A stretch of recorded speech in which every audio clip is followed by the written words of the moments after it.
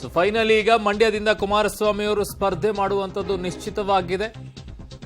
So ಚನ್ನಪಟ್ಟಣದ ಕಾರ್ಯಕರ್ತರ ಕೈ ಬಿಡಲ್ಲ ಅಂತ ಹೇಳಿದ್ದೆ ನಾನು. ಸೊ ಅಧಿಕೃತವಾಗಿ ಸಂಜೆ 4 ಗಂಟೆಗೆ ಘೋಷಣೆಯನ್ನ ಮಾಡಲಿದ್ದಾರೆ.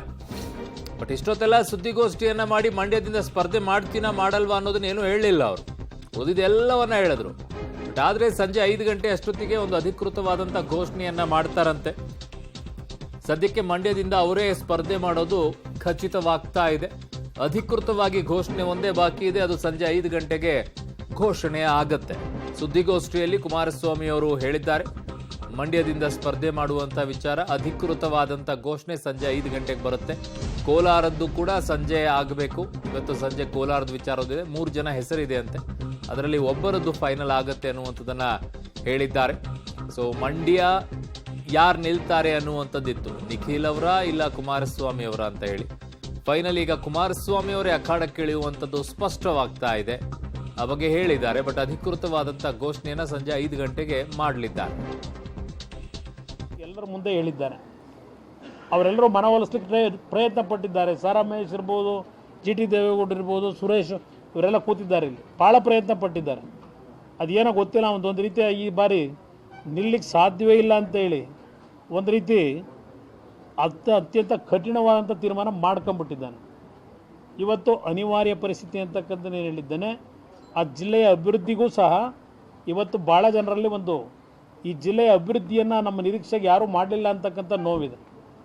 ನನಗೂ ಸಹ ಸಂಪೂರ್ಣವಾದಂಥ ಅಧಿಕಾರ ದೊರಕಲಿಲ್ಲ. ಇವತ್ತು ಆ ಜಿಲ್ಲೆಯಲ್ಲಿ ಹಲವಾರು ಕಾರ್ಯಕ್ರಮಗಳಾಗಬೇಕಾಗಿದೆ.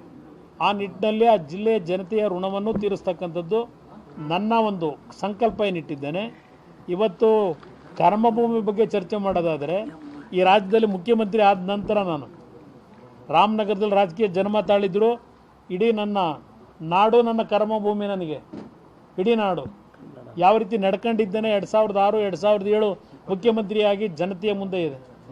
ಪ್ರತಿ ಬಡವರ ಜೊತೆ ಯಾವ ರೀತಿ ಬೆರ್ತಿದ್ದೇನೆ ಇವತ್ತು ಕಣ್ಣು ಮುಂದೆ ಇದೆ. ನನ್ನ ನಾಡೇ ನನ್ನ ಕರ್ಮಭೂಮಿ. ಅದರಿಂದ ಪಾಪ ಅವರೆಲ್ಲ ಕರ್ಮಭೂಮಿ ಅಂತಿದ್ರು, ರಾಮನಗರ ಬಿಟ್ಟು ಬಂದರು. ರಾಮನಗರ ಬಿಟ್ಟೇನು ಹೋಗ್ತೇನೆ ಶಾಶ್ವತವಾಗಿ? ರಾಮನಗರ ಬಿಟ್ಟು ಹೋಗಕ್ಕೆ ಸಾಧ್ಯ ಇಲ್ಲ ನಾನು. ಅದರಿಂದ ಯಾರೂ ಅನ್ಯತಾ ಭಾವಿಸೋದು ಬೇಡ. ಇವತ್ತು ಈ ಪಕ್ಷದ ಉಳಿವಿಗೋಸ್ಕರವಾಗಿ ತಲೆ ಕೊಡ್ತಾ ಇದ್ದೇನೆ.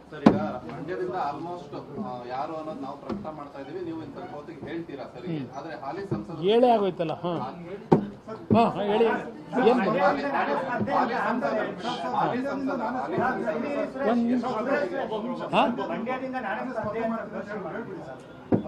ಇದಕ್ಕಿಂತಲೂ ಇನ್ನೇನು ಹೇಳಬೇಕು ಬ್ರದರ್?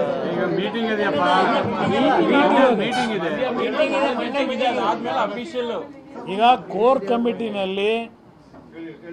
ಕಮಿಟಿನಲ್ಲಿ ಕೋಲಾರ ಮತ್ತು ಮಂಡ್ಯದಲ್ಲಿ ಅಂತಿಮವಾದ ನಿರ್ಣಯವನ್ನು ನೀವು ಮಾಡಿ ಅಂತಕ್ಕಂಥದ್ದು ನನಗೆ ಅನುಮತಿ ಕೊಟ್ಟುಬಿಟ್ಟಿದ್ದಾರೆ. ಕೋರ್ ಕಮಿಟಿಲಿ ಜವಾಬ್ದಾರಿ.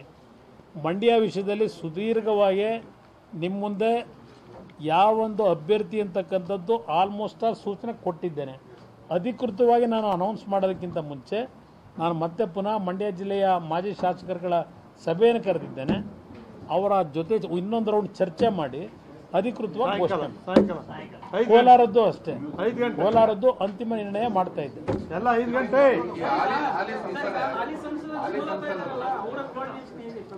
ನೋಡೋಣ, ಚರ್ಚೆ ಮಾಡೋಣ. ಈಗ ಇನ್ನೂ ಪ್ರಥಮ ಅಂತ ನಮ್ಮ ಎನ್ ಡಿ ಎ ಅಲಯನ್ಸಲ್ಲಿ 3 ಸ್ಥಾನಗಳನ್ನು ನಮಗೆ ಬಿಟ್ಟುಕೊಟ್ಟಿದ್ದಾರೆ. ಈಗ ಮುಂದಿನ ಒಂದು ಪ್ರಕ್ರಿಯೆಗಳು, ರಾಜಕೀಯದ ಬೆಳವಣಿಗೆ ಏನಿದೆ, ಚುನಾವಣೆಯನ್ನು ಗೆಲ್ತಕ್ಕಂಥ ದೃಷ್ಟಿಯಿಂದ ಮಂಡ್ಯದಲ್ಲಿ ರಾಜಕೀಯದ ಯಾವುದೇ ರೀತಿಯ ಬೆಳವಣಿಗೆಗಳೇನಿದೆ ಸುಗಮವಾಗಿ ಅದನ್ನು ಸರಿಪಡಿಸ್ಕೊಳ್ತಕ್ಕಂಥದ್ದಕ್ಕೆ ನಮ್ಮ BJPಯ ಸ್ನೇಹಿತರುಗಳ ಜೊತೆನೂ ಸದ್ಯದಲ್ಲೇ ಸಭೆ ಮಾಡ್ತಾ ಇದ್ದೇವೆ. ಓಕೆ.